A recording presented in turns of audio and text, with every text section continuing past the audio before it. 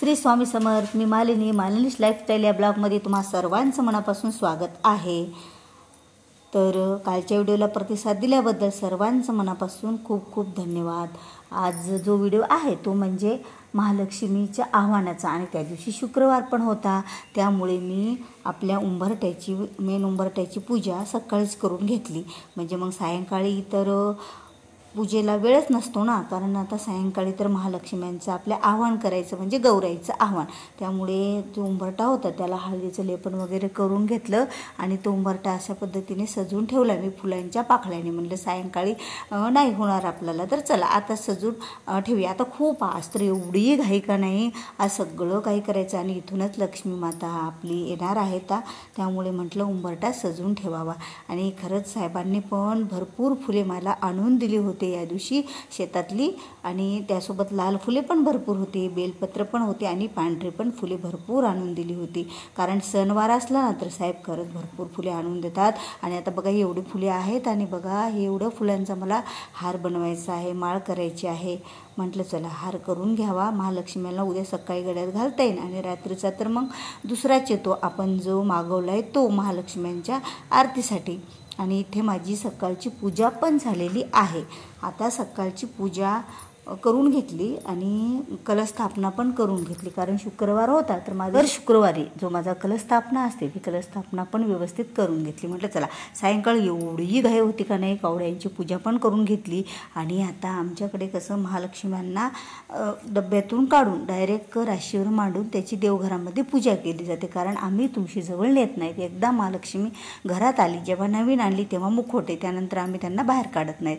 त्यामुळे मी तिथेच घरात एक रास मांडली आपली गव्हाची. आणि यावेळेस काही मी रास मोजून घेतली नाही, कारण रास म्हणजे मोजून नसते. मी त्यांची पूजा करून घेतली आणि आरती करून घेतली महालक्ष्मीची, मग देवांची, कलशांची आणि आपल्या मुखवट्यांची पण आरती आता इथे करून झालेली आहे माझी.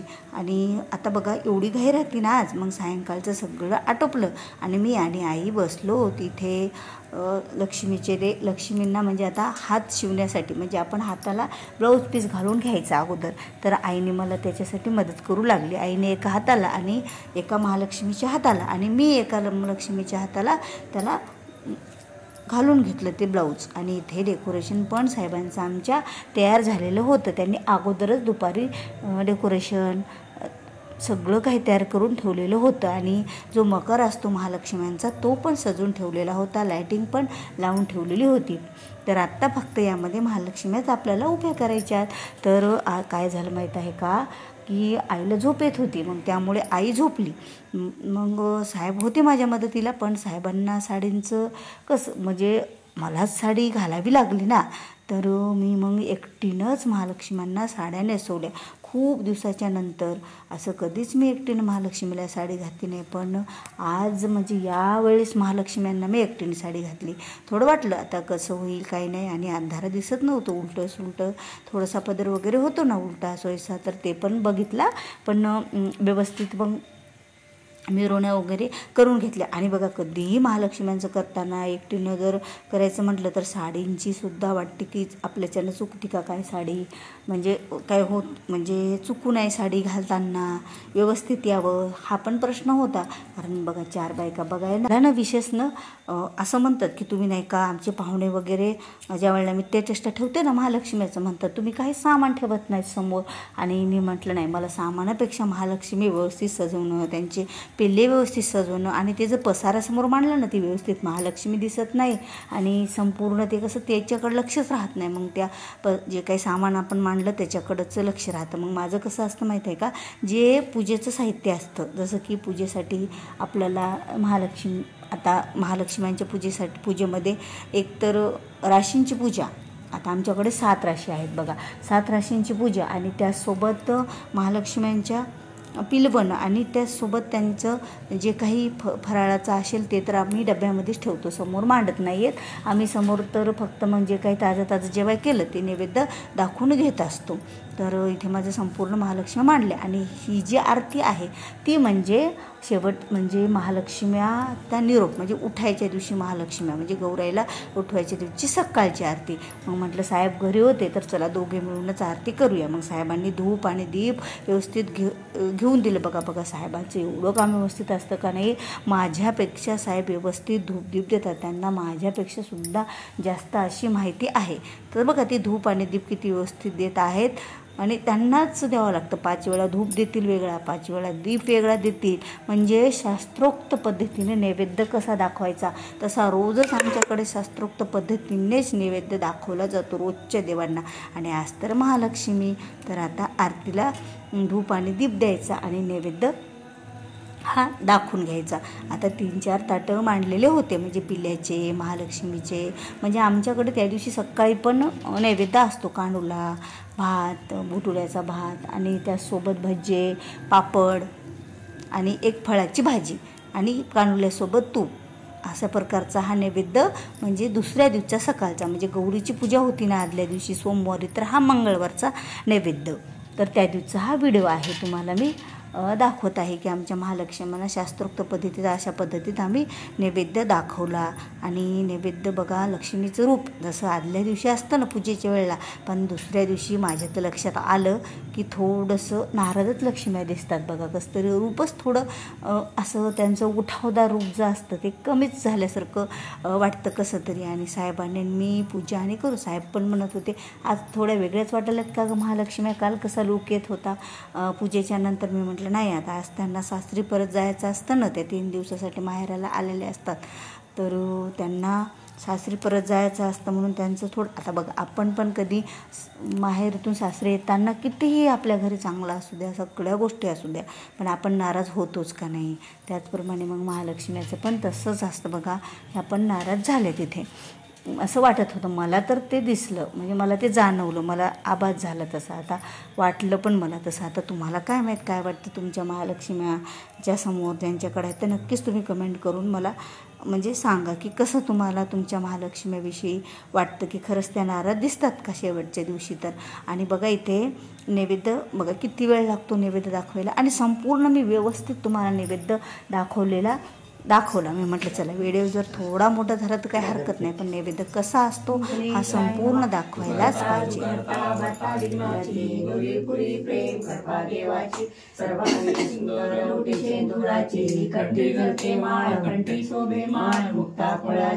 जय देव जय मंगलमूर्ती हो श्री मंगलमूर्ती. दर्शन मात्रे मन स्वामी मात्रे मन कामना पूर्ती. जय देव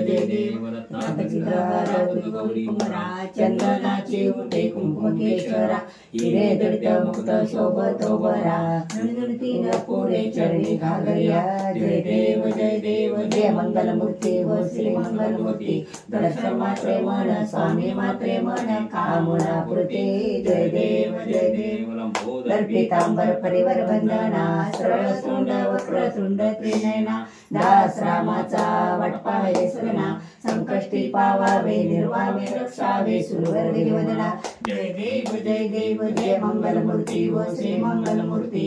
दर्शन मात्रे मन स्वामी मात्रे मने कामना पूर्ती. जय देव सोन्याच्या पाऊलाने महालक्ष्मी आली.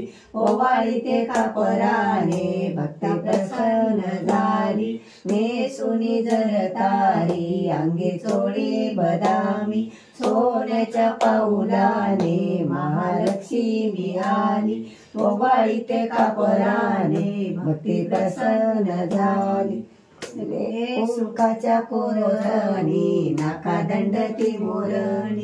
सोन्याच्या पाऊलाने महालक्ष्मी आली. ओवाळी ते कापराने भक्ती प्रसन्न झाली. कुरुळ्या केसावरे वरे मोत्याची जाळी. बांगड्या नागमोडी सोन्याच्या पाऊलाने महालक्ष्मी आली. ओवाळी ते कापराने भक्ती प्रसन्न झाली. कंबरला करोदडा निळा घाली वेडा. मुके 5 पानाचा विडा. सोन्याच्या पाऊलाने महालक्ष्मी आली.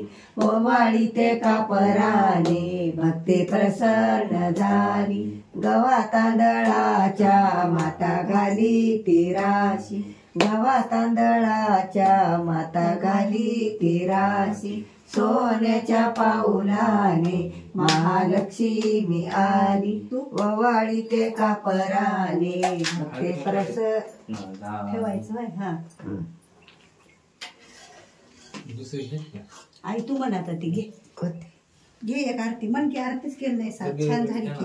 हा घे रे. दुर्गे दुर्गट मारी तुझे संसारी, अनासनाचे आंबे करुणा विस्तारी, वारी वारी जन्म मरणाचे वारी, हारी पडलो आता संकट निवारी, जय देवी जय महिषासुरमर्दिनी, सुरवर ईश्वर वरदे तारक संजीवनी, जय देवी त्रिभुवनी पाता तुझा ऐसे नाही, चारी समले परंतु न बोलवे काही, साही वात पडता पडले प्रवाही, ते तू भक्ता लागे ते तू दासा लागे पावशी लवलाई, जय देवी जय महिषासुरमर्दिनी, सुरवर ईश्वर वरदे तारक संजीवनी, जय देवी प्रसन्न होशी निराशा, क्लेशापासून सोडी दुःखापासून सोडी वोपाशा, आंबे तुझ वाचून कोण विलाशा, नरहर कल्ले झाल्या पंकजलेशा, जय देवी जय महिषासुरमर्दिनी, सुरवर ईश्वर वरदे तारक संजीवनी,